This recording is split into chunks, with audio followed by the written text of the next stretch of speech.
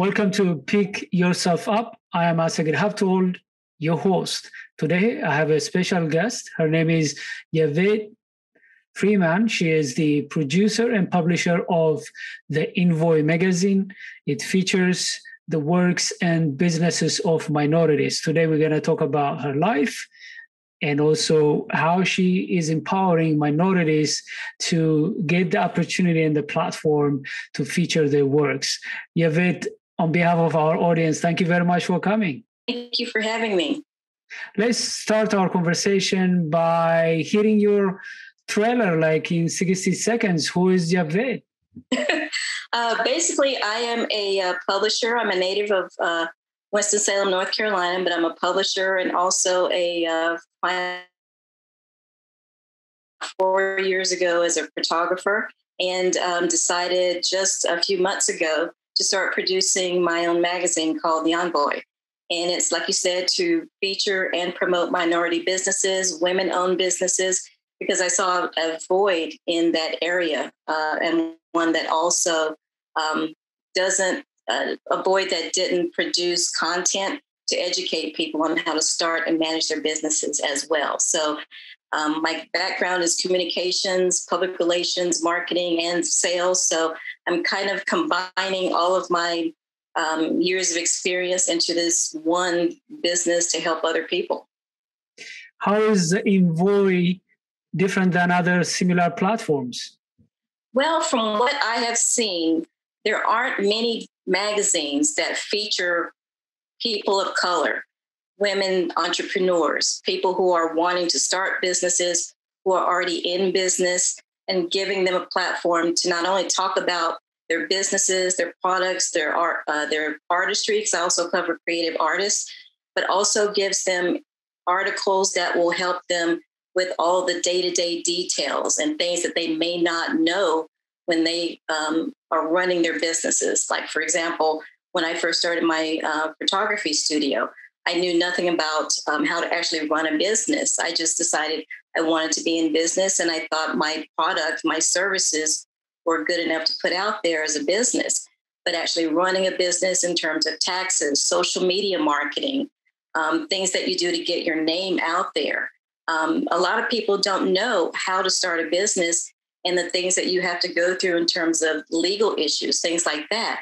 So I wanted a publication that actually helps people as they're getting started, as they're running their businesses, how to do all of those things that they may not have known about before, because there aren't any publications that not only give that information, but also feature them and let them talk about their products and services.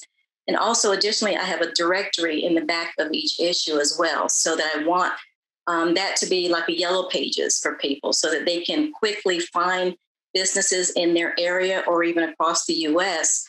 under certain categories, so they can find businesses that they want to utilize and support. Is it only online, print, or both? It's both. I offer it in print, but I do offer a digital subscription as well.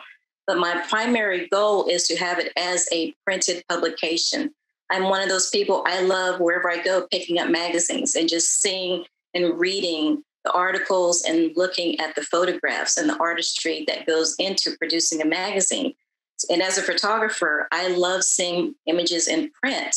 So my goal is to have this as a print publication so that people can not only be able to take it with them wherever they are, but utilize it as a resource in their homes, in their cars, and be able to look at it and enjoy feeling that printed publication in their hands.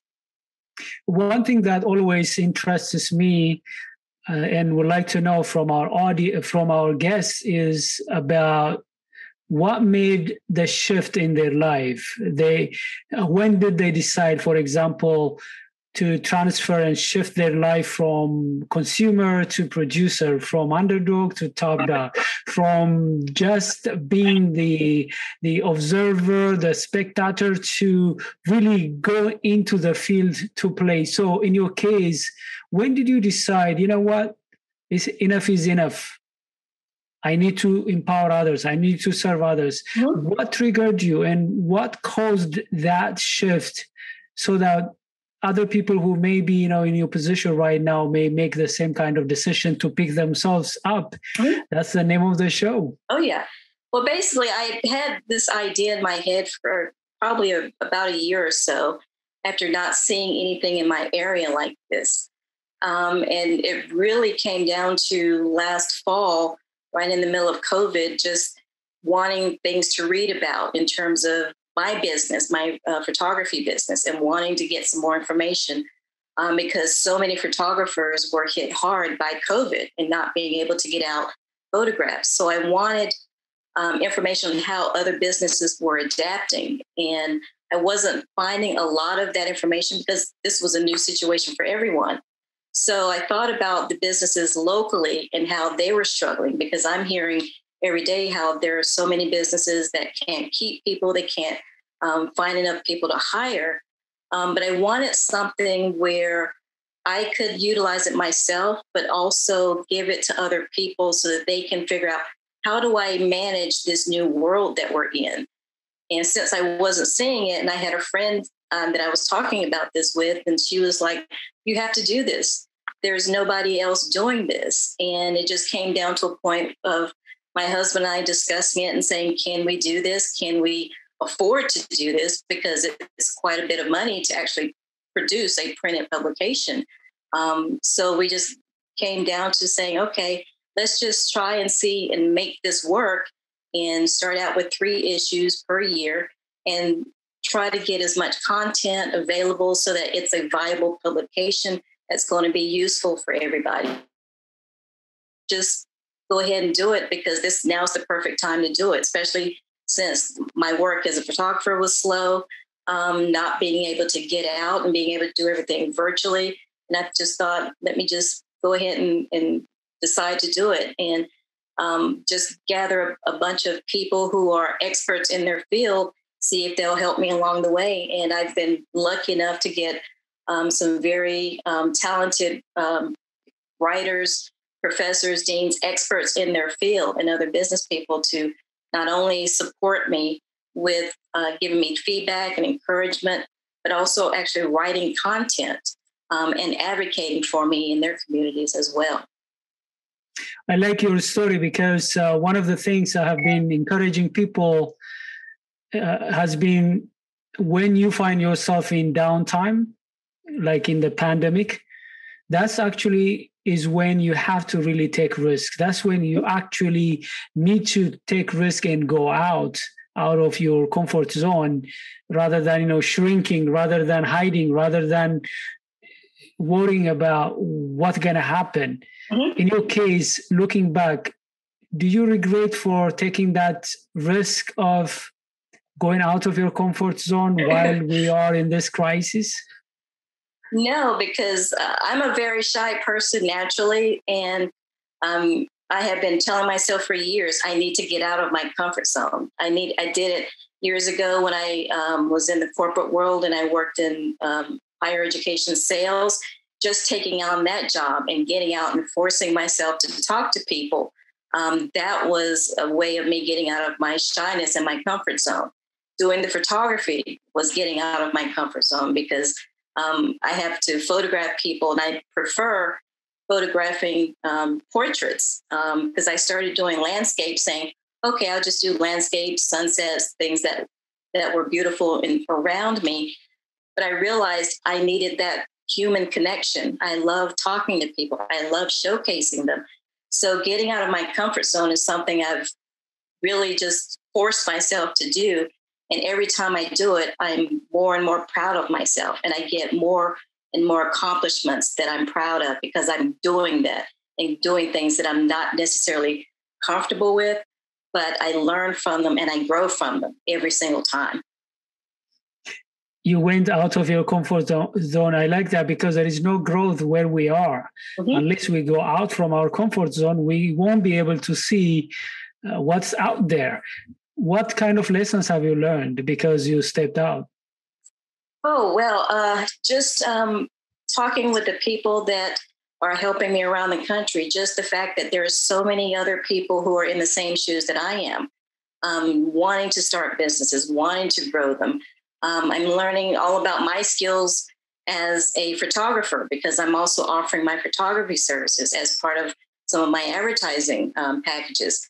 I'm learning about going out and talking with people and just being able to promote not only the magazine, but myself as well, because a lot of this, because I just heard today from someone who I was talking to earlier, that when I was first contacting people about this via email and voicemail, a lot of people didn't respond to me. And she was saying that she had talked to someone who I'd contacted, and they thought I was a fraud. They thought that this was one of those scams where somebody was trying to get them to do something.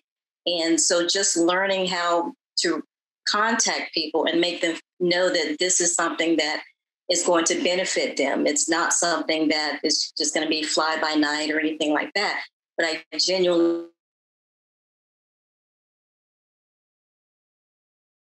out there. So I'm not only about that, but people in my community and people around the US. I'm talking to people in other states and getting their feedback and support. And it's just amazing the network that I'm able to start creating just with this publication. It's taught me a lot about myself primarily, but just learning about what other people in their businesses and in their lives are also struggling with, and what they would like to see in the magazine is that's been a big learning experience for me. People may still be, in a very difficult situation in this pandemic. We're not yet out of the crisis. What do you advise people who may find themselves hesitating to get out of their comfort zone, to take risks, maybe to make a change in their profession? What kind of suggestions or what kind of tips, what kind of wisdom do you have for them? Basically, try to find people who believe in them, who support them. And it may not necessarily be people who support them financially or necessarily can utilize their business, but people who just stand behind you and say, hey, I know you can do this. I know that you are capable of this. And finding people who will not only do that, but be honest with you and tell you when you're doing something that may not fit in with your goals or what may fit in with the community, things like that. But people who will give you honest, constructive criticism so that you can grow from that and actually learn to be a better communicator, a better business person, all of that. You have to find people who will do that. And also, you have to go out of your comfort zone in terms of your own community. Go to the Chamber of Commerce, talk to other business people. One of the things that I'm doing, just last night, I went to a chamber networking event, which you have to network. You have to talk with people in your community and not try to stay in your own little bubble, your own neighborhood or your own circle of friends. You have to get out there and talk to other people because you can't do it all alone. You have to get help from other people, other experts, and try to incorporate a network of people who you can not only help, but who can help you as well. These are great tips. I appreciate also the fact that you mentioned about the importance of finding the right people who are going to support you, stretch you, developing your skills, and going out and try it. And you adjust, you learn lessons, and you move forward. Thank you for sharing these. Our viewers, let's take a quick break and we'll come back. Don't go away. COVID-19 has changed how we show up and show out with our family. Now it's time to take the first step that lets us get back to talking smack with a side of mac and cheese. Before we can safely come together, we need the facts. As COVID-19 vaccines become available, you may have questions. Should I get it? Is it safe? Should I wait? It's smart to question. Now, get the facts at getvaccineanswers.org so you can make an informed decision when vaccines are available to you. Welcome back, our audience. We're talking about the Envoy magazine, which Yvette Freeman is publishing. We've been talking about why she started that business, how she has been making changes during the COVID, what lessons she learned, and so on. We'll continue our conversation. Yvette, I'm just curious, why did you call the magazine the Envoy? I was actually last year during COVID when everyone was watching television, was on Netflix, and there was a show called Altered Carbon that a friend had told me about. And in that show, there was a character who was known as the Last Envoy. And the basis of the show is basically that people could live forever because they were implanted with these devices where they could preserve their memories, their personality, everything about them. And what I drew from that was the fact that the person who had this device could transfer it from one body to another, essentially keeping their lifespan going just in different bodies.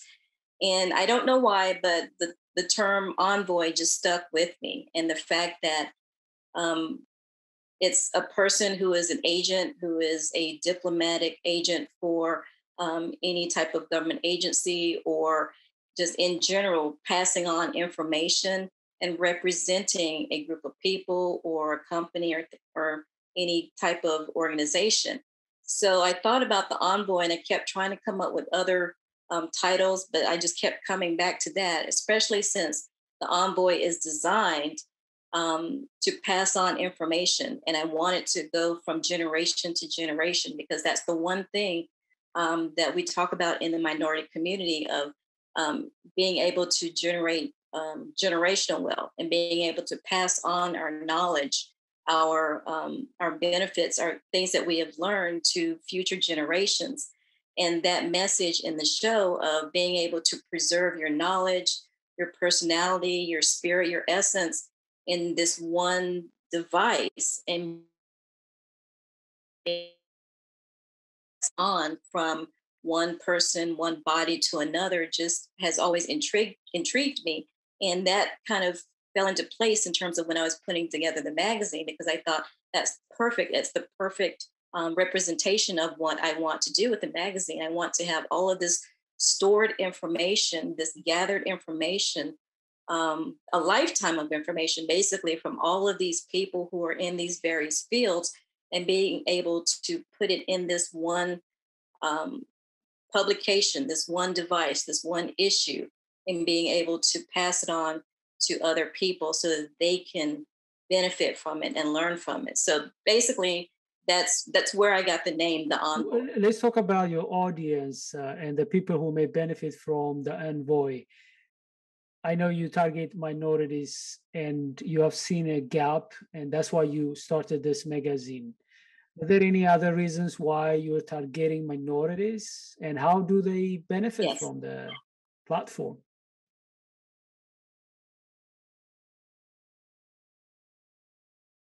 Well, I wanted to do something specifically for minorities, but it does include other people who are not minorities. It includes women business owners, so they don't have to be minorities as either.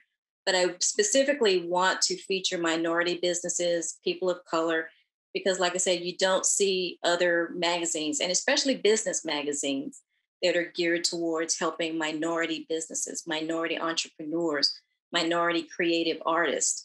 And actually featuring them and showcasing their work, their products. So I wanted to do something that you're not seeing every day on newsstands, on magazine corners where you see the other magazine racks.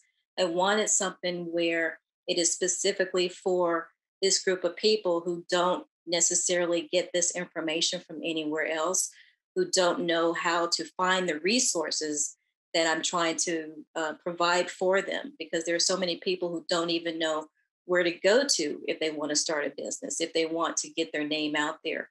So that's my main reason, is just giving a resource to people who don't have anything like this, because I didn't have it myself as a small business owner. And so that's my main goal, because we are often lacking in so much knowledge and information with businesses, with marketing, with legal issues. And I'm hoping this will help provide a guide for everyone who's trying to start a business, who is a minority, whether it's Black, Asian American, Latino, Hispanic. I even include veterans, because veterans often need information as well to start businesses, to get coming back from war or out of the military and trying to figure out what they're going to do with their life. So I want this to be something where any underrepresented group of people can utilize it as a resource and a guide for what they want to do with the rest of their lives. Are there any requirements to be featured on the Envoy? No, as long as they're a minority or female-owned business, or even just as long as they're at least 51% minority or female-owned, then they can get featured and promoted.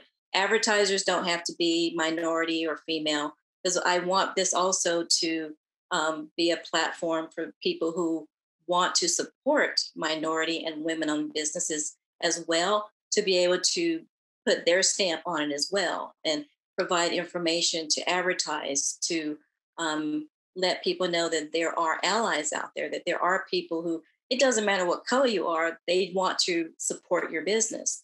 So I want that as well, so that anybody who just basically wants to support minority businesses, women-owned businesses, and who want to do that for anybody can be in this magazine. I'm assuming that all of the information on how to get featured, advertise, and so on, they are already on your website. Yes, yes, I have at www.theenvoyguide.com. There are forms for people who are interested in being featured in the publication, who want to advertise, who want to actually contribute content if they want to be a contributing writer. There are forms on there for people who want to subscribe as well. So every type of communication, whatever interest someone has in the Envoy, they can just go to the website and fill out the form, or contact me directly at info@theenvoyguide.com. Let's shift our conversation. One of the things that I try to do in this show is to help people overcome setbacks. We all experience personal, relationship, or business setbacks, and we always can learn from one another. As a person who is aspiring to become successful, as a person who have done so many things in photography and also in publishing magazine, I'm sure that you have experienced setbacks. Would you mind to tell us how you overcame some of your setbacks? What helped you? What empowered you to overcome, outlast those setbacks? Oh, well, probably the biggest setback has just been financially, just getting it off the ground. Like I said, my husband and I, we paid for having the first issue produced and published out of our own pockets. So just trying to do that, getting it out and distribute it to people so that they can see it has been a setback. Because like I said, I don't have a huge network of people all around the country. I want this to be seen by as many people as possible. So right now, a setback is just trying to get it out there so that more people can see it and benefit from it. I don't have racks anywhere. It's by subscription only right now. So right now, just trying to get it out there so people know about it, so people can see it. And again, that goes back to my personal setbacks of my lack of knowledge in this, my lack of magazine publishing knowledge, because I didn't come from a magazine publishing background. So I'm learning a lot of this as I go and learning from people in my community. So setbacks in terms of the business itself, I'm trying to get over those. I had a huge setback when I was first producing the premiere issue. I was going through excruciating sciatica, which eventually led to me having to have back surgery. So that was a huge setback that I had to overcome. And luckily, everything was resolved with that. But just trying to push through the pain of sciatica while actually producing this, standing up at a computer desk because I couldn't sit down or lie down, but trying to get through all of that.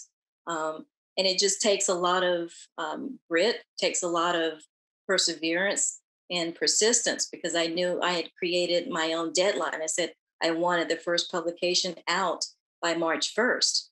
And so I had to make sure I got it done. And luckily, with my husband's support and support of all of the content writers and my printer getting it out there. It's been a journey that not only helped me appreciate my health in doing all of this, but also the network of people around me as well. And that goes back to what I said before. You have to have a network of people who are supporting you, because there are people I have who are who are selling ads for me, who I don't have on a payroll. I don't have a payroll budget or anything, but they're out there promoting my magazine for me and trying to bring in advertisers and content writers. So it takes, like I say, it takes a village to do something like this, and you have to try to overcome everything as much as you can and not look at everything as an obstacle, but something you have to grow from, and just say, hey, I learned from it. Now I know better. And now I'm going to just keep pushing. And if it comes up again, I'll know what to do. So just getting over those and my own shyness and things like that. It's a learning experience, but it's all been. Can you tell me in out. 1 minute the source of, because you mentioned powerful words like grit, persistence, resilience. So what is the source of your grit, persistence, and continuing to move on regardless of these setbacks? Oh, probably my mother. She taught me very early to always try to be independent, to be strong, because she raised me as a single mother after she divorced after she and my father divorced. So just learning from her, because as a single mother, she was always looking for ways to be an entrepreneur herself, able to raise me so that I wasn't in need of anything. So just learning from her that you have to put aside whatever things are going on in your life, whatever's going on personally. Don't try to let that interfere with what you have to do to be successful, to be happy, to be healthy. You have to just go through everything, learn from it, and just keep going. So a lot of this, I think, Before comes we from my mom. conclude, how can people reach out to you? Like I said, they can go to the website, which is www.theenvoyguide.com, and that's THEENVOYGUIDE.com. Or they can email me at info@theenvoyguide.com as well. My phone number, in case anyone needs to call me directly, is 828-595-0059.